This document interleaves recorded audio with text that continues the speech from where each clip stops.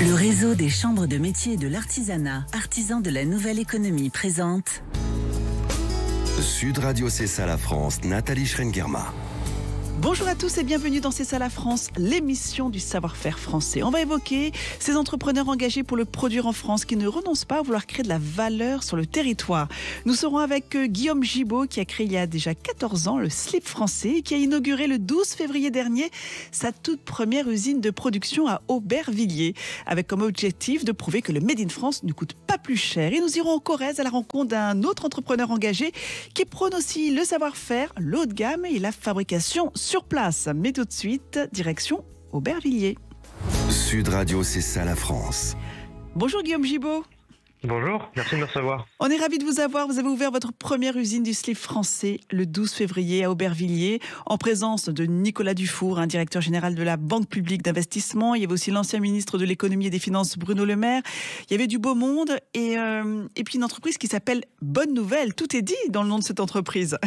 Oui, c'est vrai que depuis 14 ans, on se bat, le slip français se bat et je me bats pour montrer que c'est possible de fabriquer en France. L'enjeu, on le sait tous, les Français ont envie de soutenir. Ils ont bien compris que c'était de l'emploi, que c'est moins de CO2, mais il faut qu'on arrive à faire rentrer le prix dans quelque chose qui est accessible à tous les Français. Et donc l'enjeu de cette bonne nouvelle, de cette usine révolutionnaire, c'est de gagner du temps à la fabrication, d'avoir les bons automates, les bons process de fabrication pour être compétitif et faire des produits qui soient accessibles au plus grand nombre des Français. C'est un vrai pari pour le slip français, parce que finalement, voilà, c'est-à-dire que vous n'avez pas le choix que de réussir. C'est vraiment important de montrer qu'il y a cette nouvelle voie qui est tout à fait possible et qu'on arrête finalement de croire constamment que le Made in France, c'est trop cher, quoi.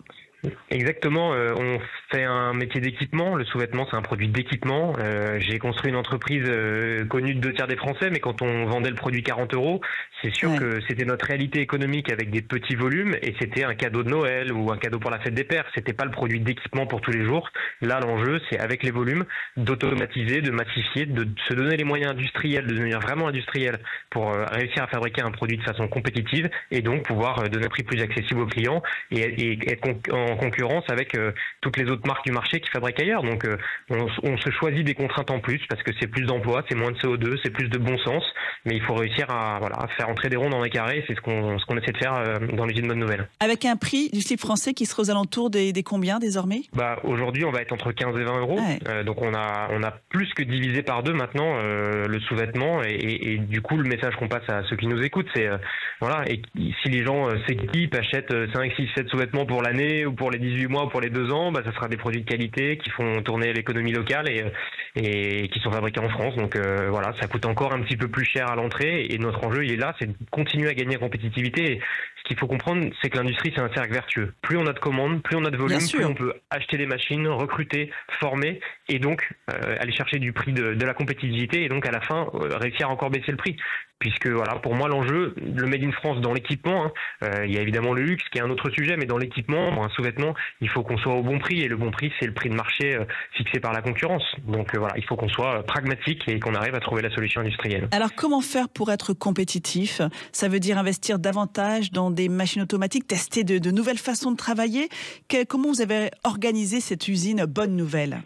Écoutez, il y a plusieurs éléments. D'abord, c'est massifier la production sur moins de modèles.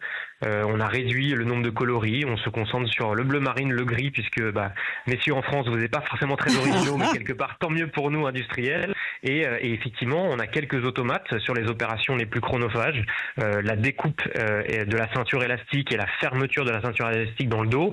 La fixation de cette fameuse ceinture sur le corps du sous-vêtement, c'est des étapes qu'on a automatisées. Donc vraiment, on gagne des dizaines, des vingtaines, trentaines de secondes sur ces sous-vêtements.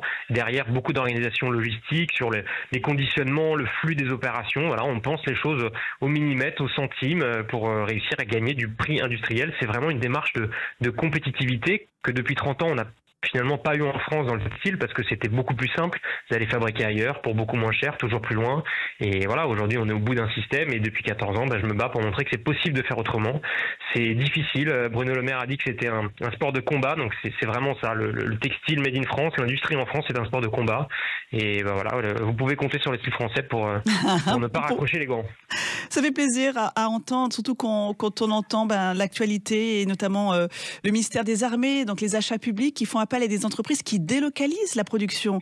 Là, on parle des uniformes des militaires, c'est symbolique, c'est le textile. Ouais, bien sûr, j'imagine que ça vous a marqué cette décision.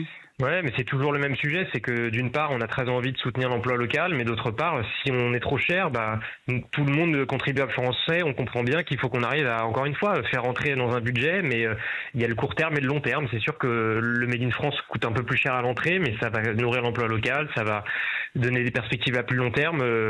Notre démarche, nous, industrielle, sur le style français, grâce à l'usine Bonne Nouvelle, elle permet de concilier tout ça, en fait, de montrer que tout de suite, on peut être compétitif. Et je pense que, voilà, dans le contexte économique est extrêmement compliqué qu'on vit, il faut qu'on ait des prises de risques fortes comme ça pour réussir à s'en sortir. C'est un peu malheureux, mais c'est en tout cas pour moi la seule solution pour réussir à s'en sortir, c'est d'être compétitif et d'être fort dans son métier. Et vous êtes optimiste ? Écoutez, sinon je serais plus là. Mais oui, bien sûr, je suis entrepreneur. C'est ce qu'on partage avec mes associés, Bruno, Myriam, Léa, Raphaël, tous les jours chez Bonne Nouvelle. Ouais. Et les 40 emplois qu'on a créés. Quand on voit l'engouement hier à l'inauguration, il y avait 100 personnes à Aubervilliers, qui est évidemment une terre d'emploi dans le 93, voilà, avec tout ce que ça peut représenter aussi de valeurs, de travail, de projets communs. Il y a de la fierté, il y a de l'envie de faire. Maintenant, il faut que le message qu'on passe, c'est qu'on n'y arrivera pas tout seul. Nous, on peut faire le boulot de fabriquer un produit presque aussi compétitif qu'un produit fabriqué ailleurs, en France, avec tout ce qu'on défend en tant que modèle social, mais il faut que les Français nous soutiennent. Sinon, on n'y arrivera pas tout seul. Les Français, l'État français vous soutiennent Les Français, oui, on le voit. On a relevé notre défi des 400 000 l'année dernière. On s'est fixé un objectif d'1 million de pièces cette année. Je pense que les Français doivent nous soutenir. Et c'est d'ailleurs toujours un peu l'équilibre. On n'a pas envie de leur faire verser l'alarme. On a envie d'être positif, d'être optimiste, mais en même temps d'expliquer l'enjeu. C'est un peu le jeu d'équilibriste entre inquiéter et rassurer, de dire qu'on a besoin sans être... Voilà, en faisant toujours rêver les gens, parce que je pense que les gens ont envie de consommer dans des marques qui les font rêver, qui leur donnent envie. Et voilà, nous, notre produit, c'est avant tout un produit de qualité. C'est ça c'est important de le dire. Qui donne confiance en soi. Mais c'est vrai que je suis aussi, d'autre part, obligé d'expliquer les enjeux parce qu'ils sont réels, et parce qu'on n'en a pas toujours conscience, tout simplement. Exactement. Et parce qu'effectivement, le grand public se rend pas forcément compte de tout le temps, l'investissement, le savoir-faire qu'il y a derrière un simple produit textile, qui effectivement aujourd'hui n'a plus tellement de valeur parce que tous les prix existent. Donc voilà, finalement, c'est ensemble, citoyens, qu'est-ce qu'on peut faire pour maintenir aussi des savoir-faire. On n'a pas toujours conscience aussi de l'impact, comme vous disiez, sur le long terme. Exactement, des savoir-faire et puis aussi des ancrages territoriaux. Quand une usine ferme, c'est pas juste les 15 ou 20 emplois de l'usine, c'est toute la zone industrielle, c'est de la logistique autour, les villages, la restauration. Enfin voilà, on imagine bien l'impact local qu'il y a autour d'une usine. Ouais. C'était primordial, pour ne pas dire vital, que le site français ait enfin sa propre usine. Ouais, c'était essentiel de bien comprendre le produit, d'aller au bout de la démarche. D'industrialiser, de devenir vraiment industriel, c'est clé. Au bout de 14 ans, c'est vrai que j'ai cherché le modèle économique partout en France, auprès de 80 ateliers industriels. Et voilà, j'ai fait le tour de la question et pour arriver à la conclusion qu'il fallait qu'on arrive à massifier, à automatiser, à faire nous-mêmes. Alors, et c'est une bonne nouvelle. C'est une bonne nouvelle, c'est ce que j'allais dire. Vous avez dit une quarantaine d'employés déjà sur site qui travaillent avec vous. L'usine existe depuis 18 mois déjà et elle a déjà fait 1 million de chiffre d'affaires sur l'exercice 2024. On a déjà fabriqué plus de 300 000 pièces dans l'usine Bonne Nouvelle en 2024. Ouais. Donc on n'est pas sur un projet hypothétique un jour peut-être. On est vraiment sur une usine qui tourne et qui a démarré sans subvention, sans aide, sans soutien, toute seule grâce à ses commandes. Et c'est aussi ça qu'on veut montrer. C'est un exemple entrepreneurial de courage, de résilience, qui essaie de faire un maximum tout seul, sans, encore une fois, comme j'ai dit tout à l'heure, dans l'équilibre entre inquiéter et rassurer et donner l'enjeu et les défis pour mobiliser les gens et en même temps leur dire suivez-nous, on se débrouille tout seul, mais en même temps on a besoin de vous. C'est une espèce de jeu d'équilibriste qui est pas évident. Mais finalement, dans cette conjoncture, ça oblige les entrepreneurs à être créatifs. Et c'est ce que vous faites avec cette usine Bonne Nouvelle depuis 1 an. C'est de trouver une nouvelle façon de produire. Ouais, exactement. Moi, j'ai fait ce pari de fabriquer en France il y a 14 ans maintenant. Je suis obligé de trouver des idées nouvelles tout le temps, de se remettre en question totalement tous les 6 mois parce qu'on est un écosystème fragile.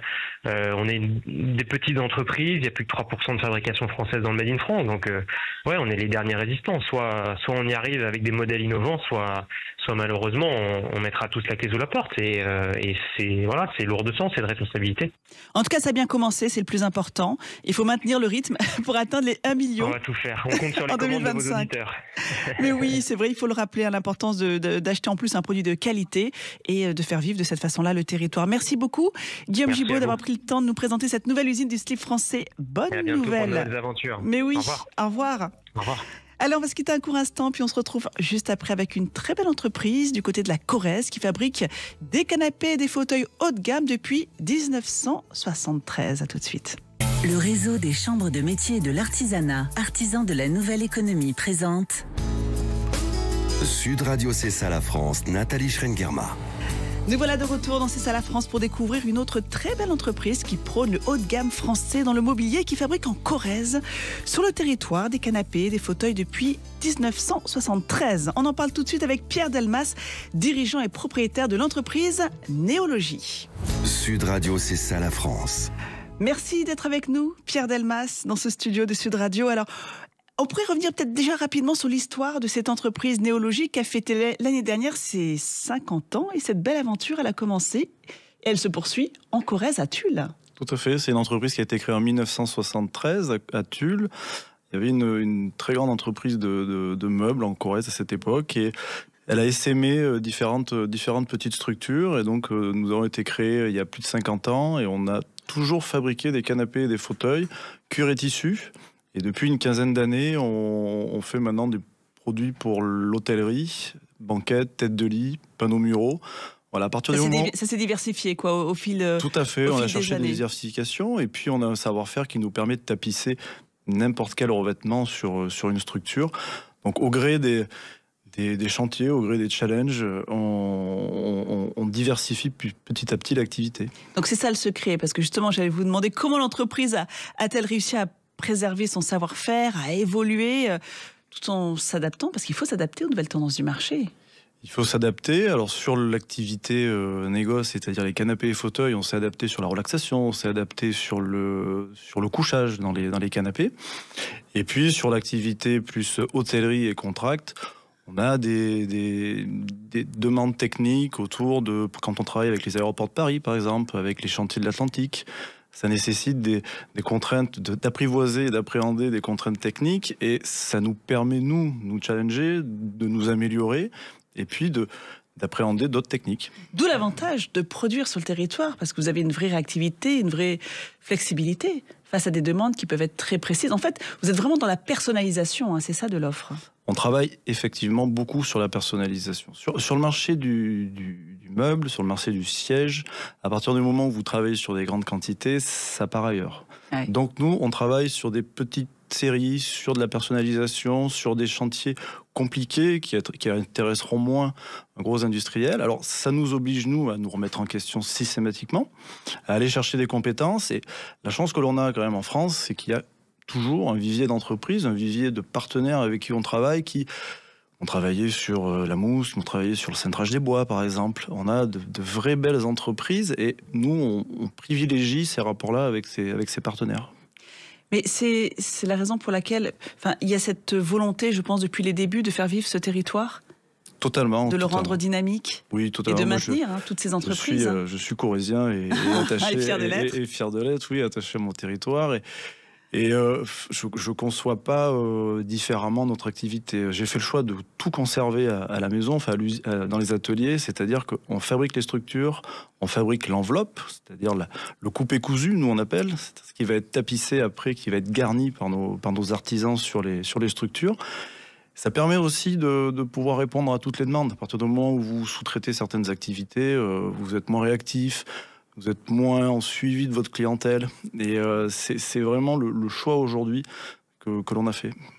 Alors après, c'est une entreprise qui dépend bien évidemment de la conjoncture. Et comment se porte le marché du mobilier en ce moment ? Le marché du mobilier actuellement est assez difficile. Il faut tout simplement, le mobilier n'est pas une dépense prioritaire du ménage. Donc d'abord passe les dépenses. C'est pas une dépense de première nécessité. Exactement, c'est pas une dépense primordiale. Donc d'abord, Lorsque le porte-monnaie se réduit, il y a des priorités. Et puis, on n'a pas forcément une habitude en France de renouvellement du mobilier qui est très importante par rapport à d'autres pays.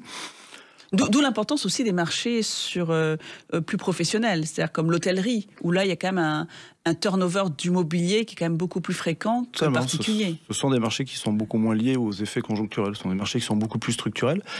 On travaille aussi beaucoup dans le paramédical. On fabrique des sièges renforcés et spécialisés pour des cliniques, pour des établissements accueillant des personnes victimes de pathologies.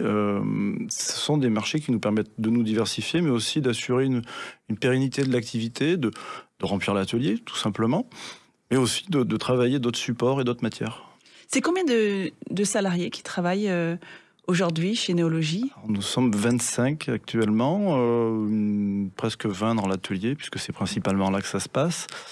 Dans l'atelier, on a une moitié de collaborateurs qui est sur l'atelier coupe-couture, puisque c'est l'activité qui prend le plus de temps dans la fabrication d'un canapé ou d'un siège. Et puis après, des personnes, des artisans qui vont travailler la menuiserie. Le vernis aussi, parce qu'on finit, on peint et on vernit nos bois, et même certains cuirs aussi, que l'on finit. Il y a combien de corps de métier au sein de Néologie? Il y a une douzaine, une quinzaine de corps de métier différents, avec des polyvalences qui sont travaillées en interne. Alors, on travaille beaucoup sur le compagnonnage, sur la transmission du savoir-faire, puisque comme on est un secteur qui est un petit peu en difficulté, forcément, qui n'offre pas beaucoup de débouchés aux diplômés, donc les formations sont plus forcément en phase avec ce que l'on peut faire. Donc, ce sont des programmes de formation à tous les postes. Lorsque j'ai quelqu'un qui s'en va en retraite ou pour X raisons, 6 mois, 8 mois avant, on fait des doublons, tout simplement, pour une transmission.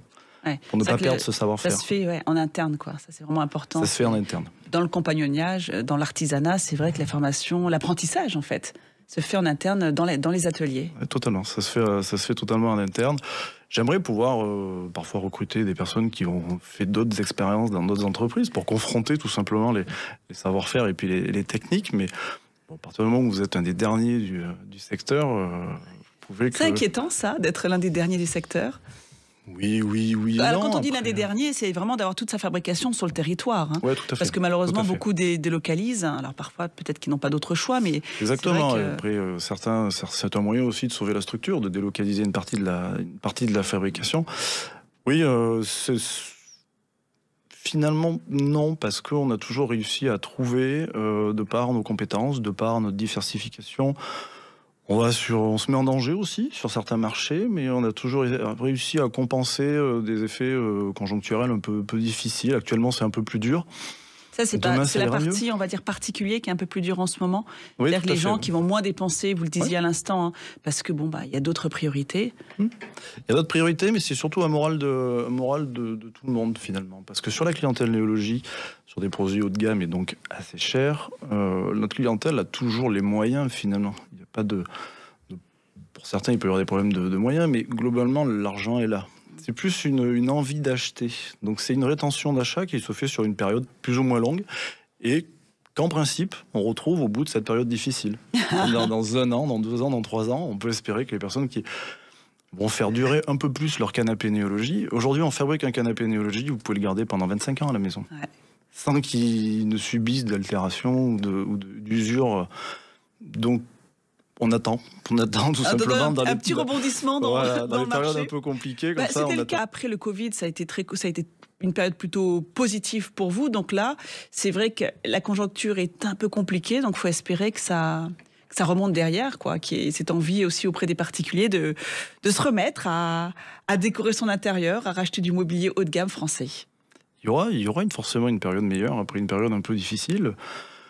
On passe cette période en faisant d'autres choses, d'autres activités, d'autres chantiers. Il y aura la rétention d'achat actuelle, on la retrouvera on la retrouvera peut-être dans 6 mois, dans 1 an. En fait, ça nous oblige à être créatifs. C'est un cycle perpétuel. Oui, ça nous oblige aussi à trouver d'autres modèles, d'autres designs, de travailler d'autres matières pour essayer d'accrocher, de déclencher cet acte d'achat, cette envie de changer son intérieur. C'est aussi ce qui est passionnant dans le métier, c'est que on va de la création jusqu'à la commercialisation, jusqu'à une finalité, et avec des phases d'atelier et de développement qui sont vraiment enrichissantes et intéressantes. Merci beaucoup, Pierre Delmas, d'avoir pris le temps de nous présenter l'entreprise Néologie qui est installée en Corrèze. Merci, et il est temps d'aller se balader avec Thibaut, notre French Trotter. Sud Radio, c'est ça la France, avec Thibaut, le French Trotter. Alors Thibaut, on va continuer avec vous votre immersion au cœur de ce sommet consacré à l'intelligence artificielle dont vous avez commencé à nous parler la semaine dernière. Et oui Nathalie, on retourne à Station F, campus de start-up dans le 13e arrondissement de Paris. Le 11 février dernier étaient réunis les acteurs économiques qui explorent désormais les opportunités liées à l'intelligence artificielle. Une IA qui est désormais partout, de la médecine au droit en passant par l'agriculture, révolutionnant au passage chaque secteur. Et en France, on est à la pointe de cette transformation technologique. Petit florilège de mes rencontres, on commence avec Medadom, une entreprise française pionnière dans le domaine de la télémédecine. Bonjour, je peux demander votre nom ? Bonjour, je m'appelle Jamel Cheniour, je suis responsable des affaires publiques chez Medadom. Alors de quelle manière l'IA va révolutionner la médecine ?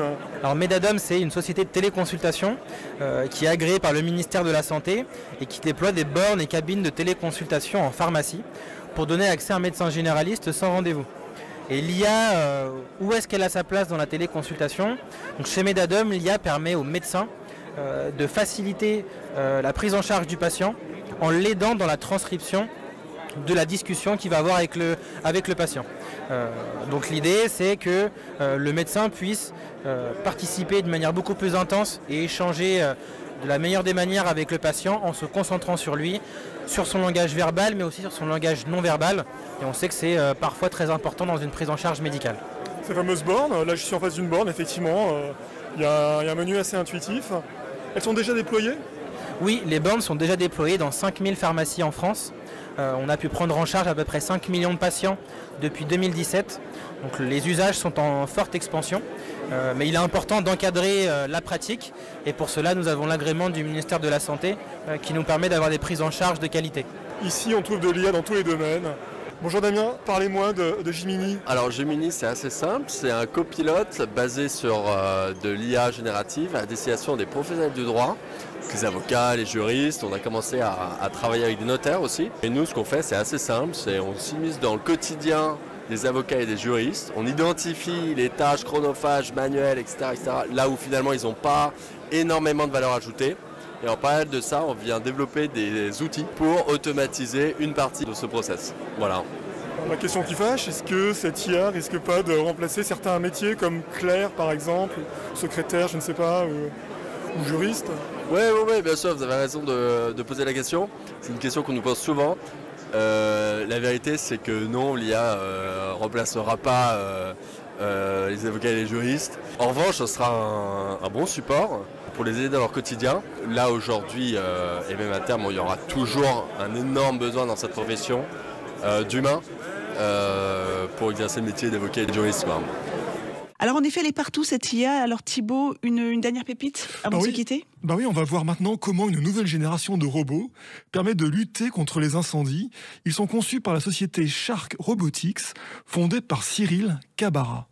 Alors c'est une entreprise française qui a été fondée fin 2016. L'objectif de l'entreprise est donc de sauver des vies grâce à la technologie. Et pour ça, on conçoit et on fabrique des robots destinés effectivement à lutter contre les incendies. De quelle manière l'IA a eu un effet accélérateur sur la robotique ? Alors l'IA a eu un effet, comme vous le dites, effectivement accélérateur sur la robotique, puisque la robotique est le pendant industriel de l'IA dans différents secteurs d'activité, notamment dans celui de la sécurité incendie, puisque par exemple à cet effet, on déploie aujourd'hui sur le marché un robot de sécurité 100% autonome qui est capable donc de détecter le feu, de venir faire une navigation autonome du point A au point B et d'aller faire ce qu'on appelle une levée de doute grâce à des algorithmes d'intelligence artificielle, de pouvoir justement confirmer si oui ou non c'est un départ de feu ou ce qu'on appelle un faux positif et ensuite venir contenir le feu tout seul pendant 40 minutes, que ce soit dans un entrepôt ou un parking souterrain et bien sûr envoyer les informations directement aux sapeurs-pompiers.